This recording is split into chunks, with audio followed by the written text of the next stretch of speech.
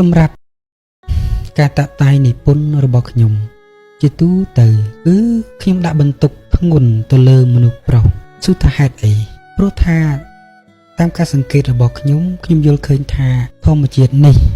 បានបង្កើតសភាពលក្ខណៈនៃចិត្តរបស់មនុស្សប្រុសមានទម្ងន់ធ្ងន់ជាងមនុស្សស្រីឧទាហរណ៍ជាក់ស្ដែងនៃទំនាក់ទំនងដៃគូជីវិតឬក៏ប្តីប្រពន្ធជាធម្មតាដោយពាក្យចាស់ពោលថាគ្រួសារប្រៀបដូចជាចានក្នុងរាវវាមានរឿងប៉ះទង្គិចគ្នាបន្តិចបន្តួច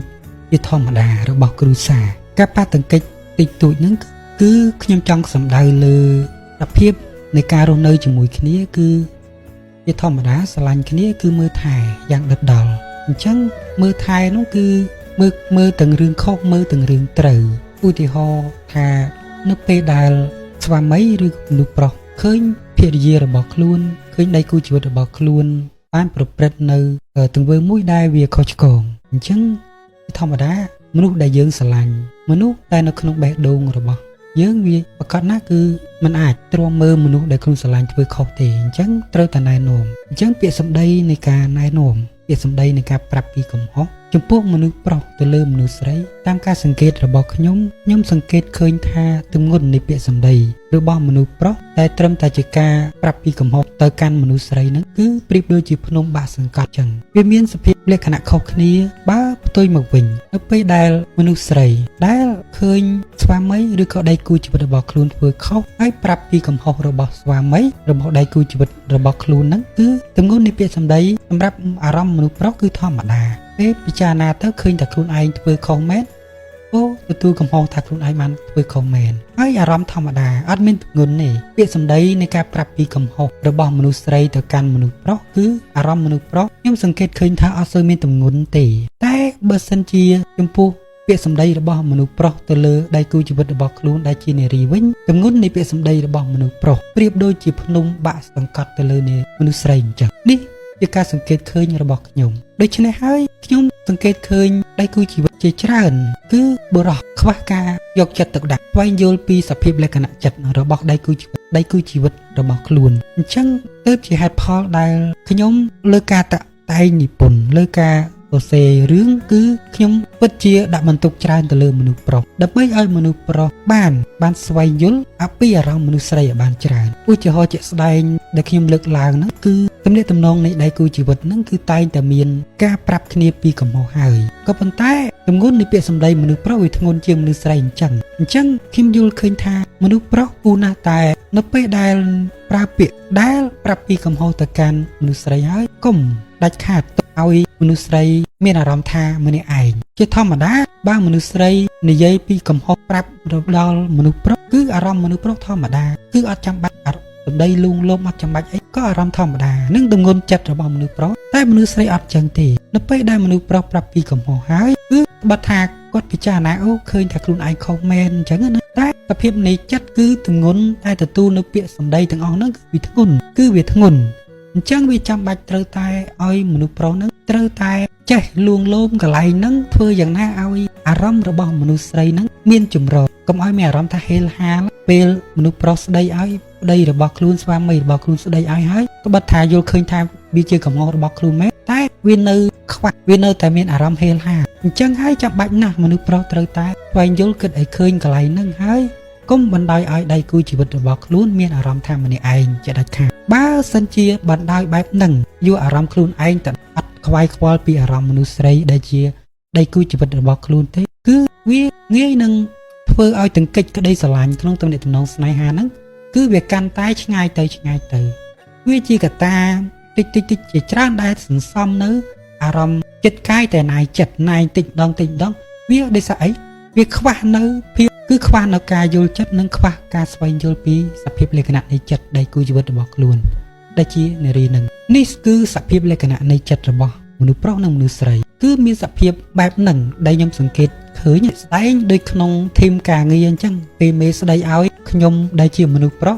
ឃើញតែខ្លួនឯងខុសមែនទទួលកំហុសតែប៉ុន្តែខ្ញុំសង្កេតឃើញថាអារម្មណ៍សក្ការីរបស់ខ្ញុំតែត្រូវមេស្ដីឲ្យដែរហ្នឹងគឺគាត់ពិបាកទទួលយកការអារម្មណ៍ពួកគាត់ណាខ្ញុំសង្កេតឃើញតែភាពគាត់ទទួលនៅពាក្យសម្ដីទាំងអស់ហ្នឹងគឺហាក់បីដូចជាភ្នំបាក់សង្កត់អញ្ចឹងហើយបានខ្ញុំចិត្តតែ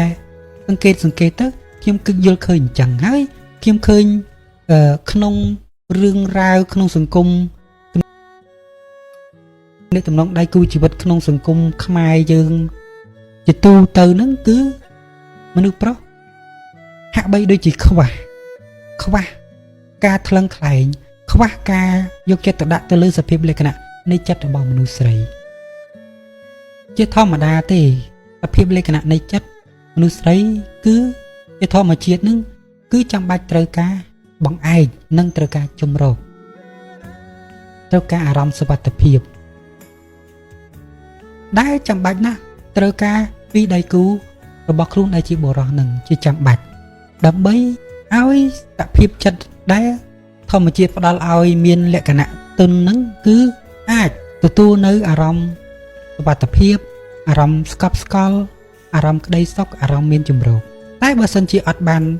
គិតអត់បានចាប់អារម្មណ៍អត់បានអីទេអញ្ចឹងវាធ្វើឲ្យដៃគូជីវិតហ្នឹងវាកាន់តែយូរទៅវាបាត់ក្តីស្រឡាញ់ដំបូងហាក់បីដូចជាស្រឡាញ់ខ្លាំងតែនៅពេលដែលយូរទៅហាក់បីដូចជាធម្មតាដូចជាខ្វះភាពល្អអឿនខ្វះភាពផ្អែមល្ហែមនៃទំនាក់ទំនងពេលខ្លះបន្សល់តែភាពសោកសៅបន្សល់តែនៅស្នាមរបួសបៀមនៅ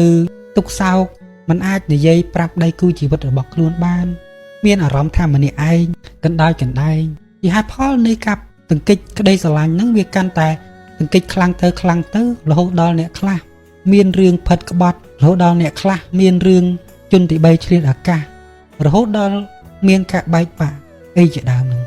គឺវាមានកត្តារួមផ្សំជាច្រើនដែលខ្ញុំយល់ថាទឹកបិចពណ៌ខៀវរបស់ខ្ញុំអាចរួមចំណែកក្នុងការបង្កើននៅភាពល្អអឿនក្នុងទំនាក់ទំនងដៃគូជីវិតនៅក្នុងសង្គមយើងនិងជាឆន្ទៈនិងជា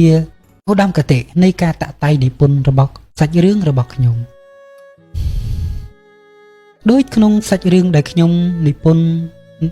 មានចំណងជើងថាជំហរបេះដូងសាច់រឿងនោះគឺសភាពនៃតួអង្គដែលខ្ញុំនិពន្ធមកហ្នឹងគឺជំហរបេះដូងគឺសំដៅដល់មនុស្សប្រុសដែលមាន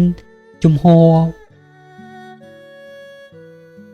រឹងមាំបើនិយាយពីសសរស្ដំហ្នឹងគ្រូសាគឺជាមនុស្សដែលមានជំហររឹងជាងគេជាបង្គោលឲ្យគ្រូសាអានឹងពាក់ព័ន្ធជាមួយនឹងជំហរតែពាក់ព័ន្ធនឹងជំហរបេះដូងគឺក្តីស្រឡាញ់ដែលវាមិនងាករេដែលមិនចេះតែរេតាមខ្យល់បោកអីជាដើមហ្នឹងគឺមានសភាពលក្ខណៈបែបណាជាធម្មតាស្នេហាដែលយើងឃើញទំនាក់ទំនងស្នេហាក្នុងសង្គមយើងហ្នឹងគឺយើងឃើញថាវាពោពេញដោយរឿងរេរ៉មដូចចុងស្រល់ជាច្រើនខ្លះផ្លាស់ប្ដូរពីមួយទៅមួយខ្វះនៅអ្វីដែលជាតម្រូវការពិតរបស់ដួងចិត្តរបស់មនុស្សត្រូវការទាំងមនុស្សប្រុសទាំងមនុស្សស្រីគឺត្រូវការក្តីស្រឡាញ់ត្រូវការភាពអែមល្ហែមភាពល្អអឿនត្រូវការភាពស្កប់ស្កល់នៅក្នុងផ្លូវចិត្តក៏ប៉ុន្តែព្រោះតែអារម្មណ៍របស់កាយអារម្មណ៍តណ្ហាអារម្មណ៍របស់ភេទវាធ្វើឲ្យតម្លៃនៃដួងចិត្តវាកាន់តែបាត់បង់បន្តិចម្ដងរហូតដល់ថ្នាក់ស្ទើរតែលែងមានអ្នកឲ្យតម្លៃទៅលើសភាពផ្ដល់ឲ្យគ្នានៅអារម្មណ៍សុវត្ថិភាពអារម្មណ៍ស្កប់ស្កល់អារម្មណ៍ក្តីសុខផ្នែកផ្លូវចិត្តហ្នឹងវាធ្វើឲ្យខ្វះអាហ្នឹងអញ្ចឹងធ្វើឲ្យសង្គមយើងហ្នឹងវាពោពេញដោយមានរឿងនេះវិបត្តិផ្លូវចិត្តដែលវាកើតចេញពីទំនាក់ទំនងនៃដៃគូជីវិតហ្នឹងគឺសម្បូរណាស់ក្នុងសង្គមខ្មែរយើង